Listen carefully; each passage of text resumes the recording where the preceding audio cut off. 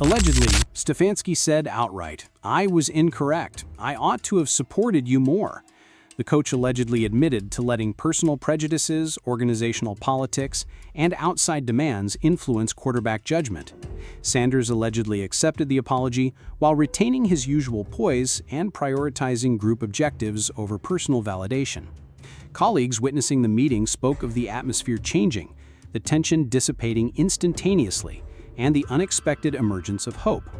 Avoid misinterpreting the situation.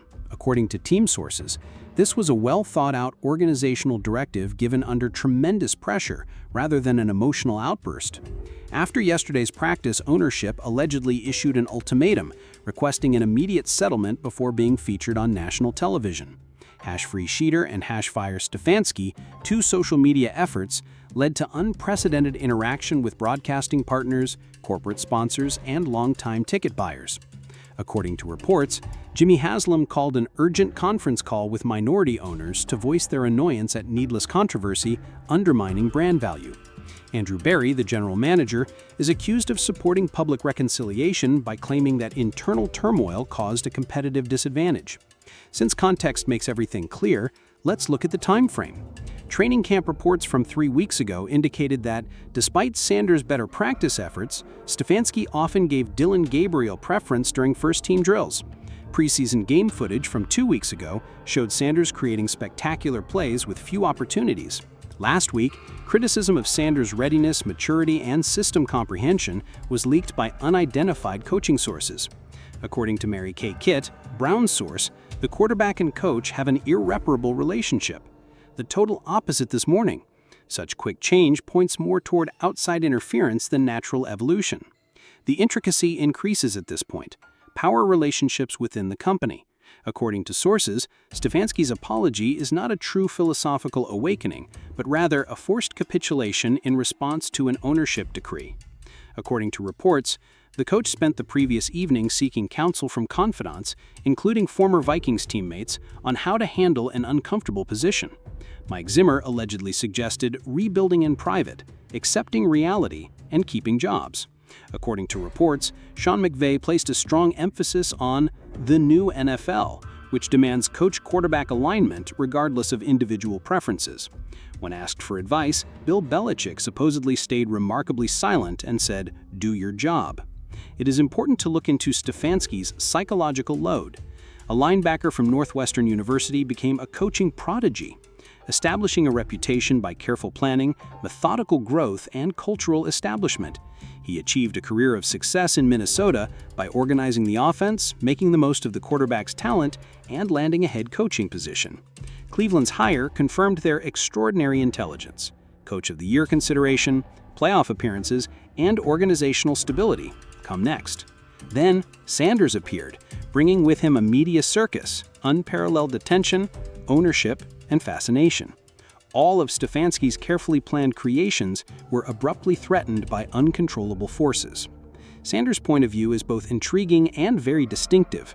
Despite clear partiality toward Gabriel, sources reveal a surprising level of maturity throughout the process, never publicly criticizing the coaching staff.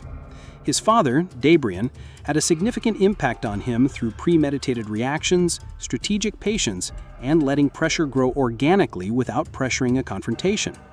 According to reports, the younger Sanders assured comrades that he anticipated opposition, was ready for hardship, and had faith that talent would ultimately win out. He reportedly was taken aback by this morning's apology after mentally preparing for the season-long struggle and gradually establishing his worth. This goes beyond apologies, to include a thorough organizational restructure. Alex Van Pelt, the offensive coordinator, is feverishly modifying the game plan to counter Cincinnati's aggressive defense while utilizing Sanders' unique skill set. Packages that were previously installed and highlighted Gabriel's accuracy in passing abandon. During the morning walkthrough, new ideas with planned runs, movement passes, and deep shots were placed. Position coaches are rushing, modifying defense plans, allowing for Sanders' flexibility, and adapting to his improvisational tendencies. The entire offensive strategy is changing just hours before the divisional matchup. Usually, such turmoil spells disaster. However, Sanders' extraordinary talent has the capacity to overcome systemic dysfunction. Cincinnati serves as the ideal benchmark after reconciliation. Joe Burrow is everything the Browns are looking for: stability of the franchise quarterback, alignment with the club, and the path to a championship. Lou Anarumo, the defensive coordinator for the Bengals, is undoubtedly keeping an eye on Cleveland's morning drama and making necessary modifications. Their pass rush package, which usually overwhelms rookie quarterbacks, might take advantage of Brown's offensive line's indecisiveness over protection tweaks. However, Sanders' escapability, skill with weapons, and fearlessness could negate conventional advantages. Before thinking about the emotional aspects behind reconciliation, the chess match was fascinating. Don't ignore the consequences in the locker room. After years of defending Stefanski's culture, veterans abruptly saw a philosophical change in response to pressure. According to reports, Myles Garrett spoke privately about defense, stressing the importance of focus despite offensive controversy. After recovering from a severe injury, Nick Chubb reportedly provided Sanders with unshakable support during the morning meeting. The player with the longest tenure in Cleveland, Joel Bitonio, reportedly complained about the circus environment surrounding the quarterback position. These conflicting responses are a reflection of larger organizational ambiguity. Players prioritize victory over all else, yet they are aware that volatility jeopardizes opportunities for competition. The dynamics between the coaching staff are still tense. Jim Schwartz, the defensive coordinator, refuses to get involved in decisions about offensive personnel in favor of studied neutrality. Concerns regarding precedent are raised. Assistant coaches who question whether player empowerment went beyond acceptable bounds. Future development, schedules, practice frameworks, and assessment metrics are all questioned by position coaches. Van Pelt has a great deal of responsibility for optimizing Sanders' capabilities without adequate installation time. Before a vital division game, special teams coordinator Bubba Ventrone reportedly voiced frustration over the timing of distractions. Implications for the front office are as important. Barry spent a great deal of draft money on both quarterbacks while observing how organizational dysfunction could result in the loss of important resources. His once cooperative relationship with ownership apparently soured over the quarterback dispute. Barry, according to sources, wanted further competition throughout the regular season before Haslam's interference compelled an early settlement. Reports indicate that the general manager believes that morning apologies are essential for maintaining organizational functionality, but he or she secretly worries about the long-term effects. His perceived concession damages his credibility with league-wide personnel executives. The whole issue is saturated with ownership fingerprints. The reputation of the team is damaged by Haslam's history of alternating coaches, making personnel decisions, and demanding quick fixes. Sources, however, point to sincere belief. Sanders is an example of a generational talent that demands organizational change. According to reports, the apology demand had precise wording that would ensure Sanders gets full support moving forward. Reports indicate that Haslam informed Stefanski of the expectations for alignment and implied that future employment would be contingent on accepting ownership's preferred quarterback. Despite philosophical disagreements, morning reconciliation can be explained by such overt threats. After the revelation, there is a significant change in national perception. Outside of Brown's facility, ESPN's morning shows are rushing to get remote transmissions. Fox Sports is changing its pregame coverage to focus on the story of reconciliation. CBS is defending its primetime commitment in the hopes that controversy will increase viewership. Social media algorithms that track engagement data promote Cleveland material. Instant analysis from former players without full details. Professional football's machinery turns Brown's dysfunction into a product for entertainment. The Sanders documentary team is documenting historical events and gaining knowledge of cultural relevance that goes beyond sports. The local reaction is still chaotic as expected. Caller sentiment on sports talk radio is booming, ranging from elation to cynicism. Chapters of Browns supporters around the world process information through a range of emotional phases. Ticket buyers who vowed to leave the franchise are reevaluating their roles. Sales of merchandise spiked right after stories of apologies.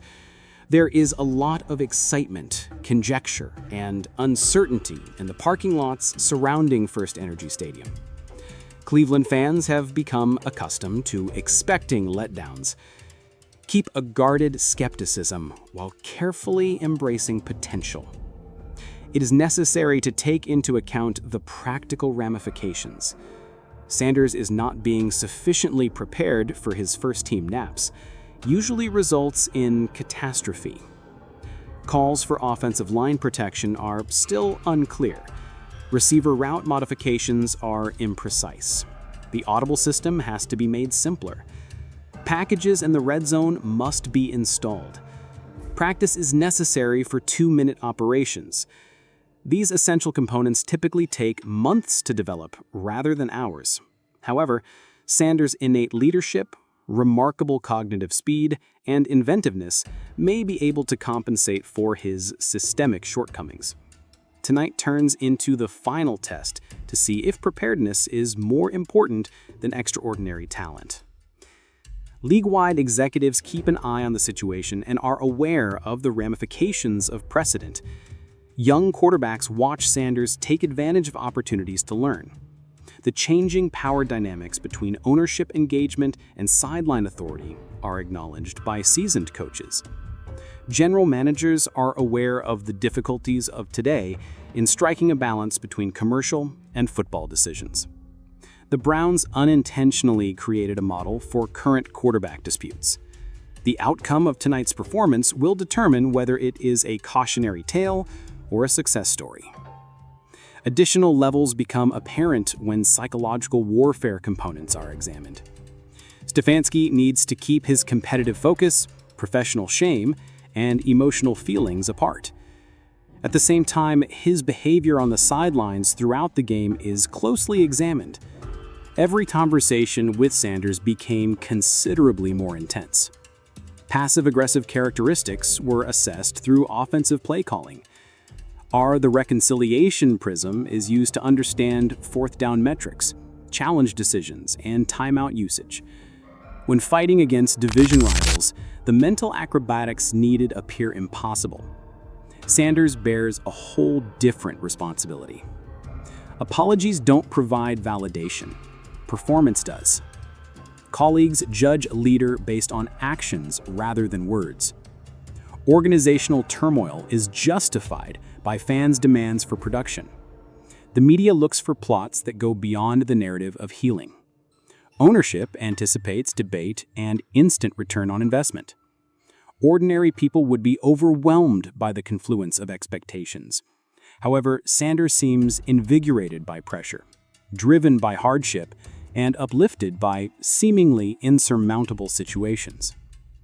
The Bengals' point of view is worthy of recognition. Cincinnati shows up anticipating that Browns' turmoil will give them a competitive edge. Burrow recalls the Cleveland faithful's prior contempt. In the midst of organizational chaos, their defensive front salivates against a rookie quarterback. In order to target inexperience, Lou and Nuaramo undoubtedly devised unique pressures, coverage rotations, and confusing tactics.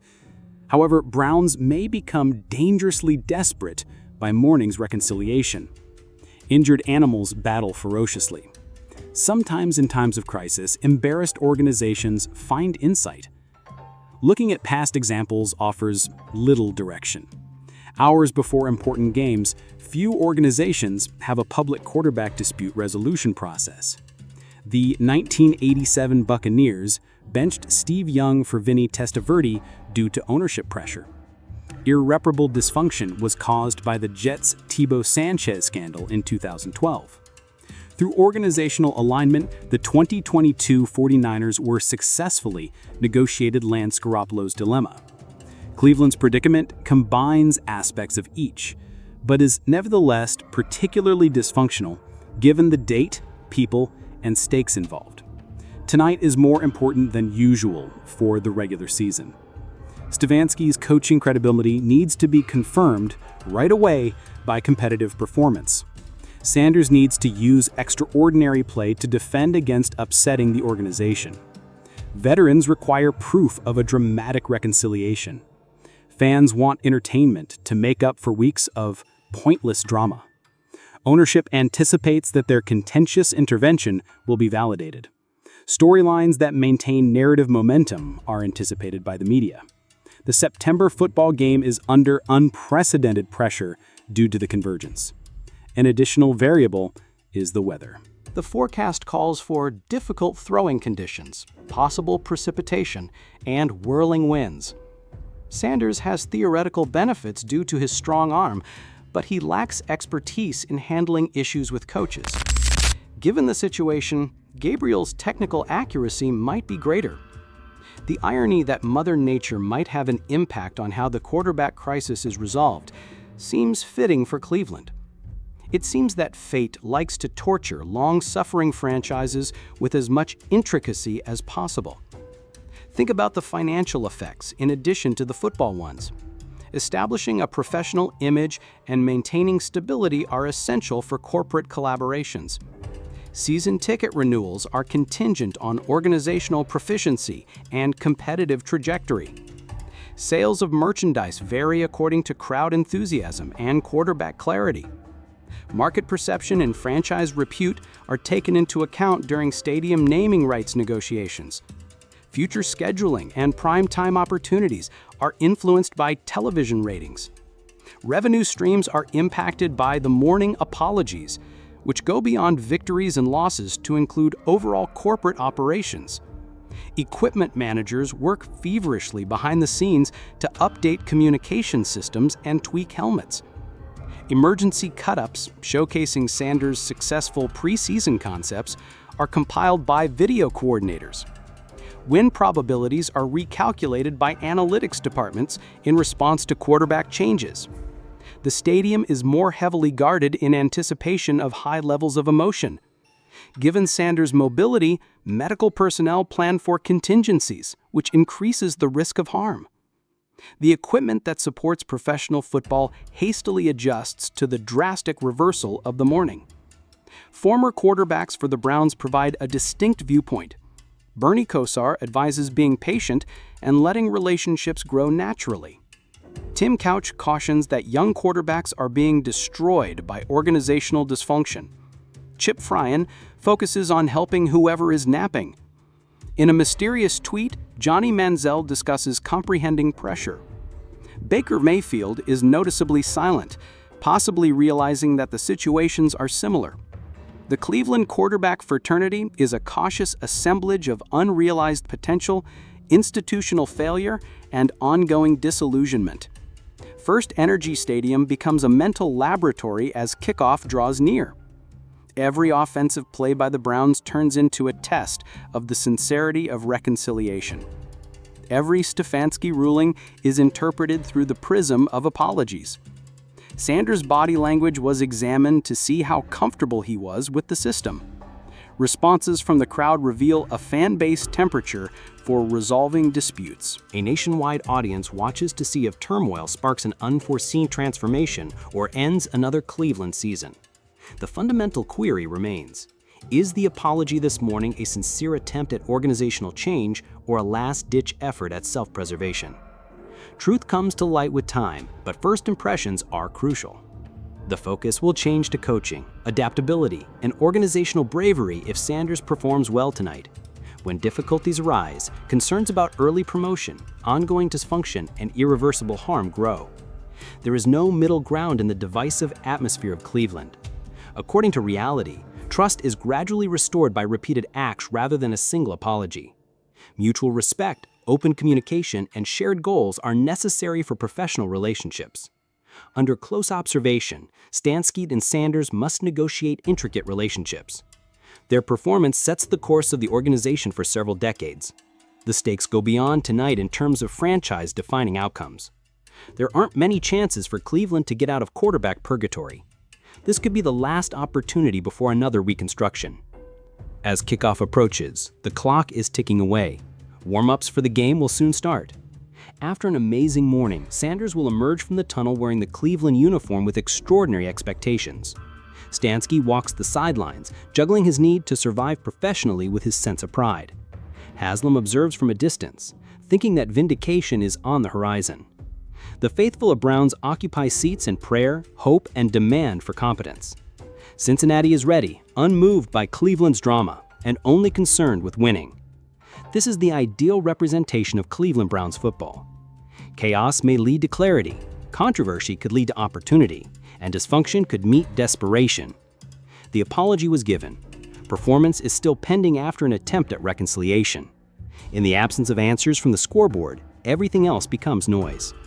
Cleveland finds out tonight if the reconciliation in the morning leads to a comeback or if it is the last desperate move before an unavoidable collapse. Greetings, professional football, where team cohesion is more important than individual skill, where everything is influenced by timing. When there are no actions to go along with an apology, it is meaningless. The Cleveland Browns are the epitome of the intricacy of the NFL today. Determining whether complexity leads to championship opportunities or ongoing disaster starts tonight.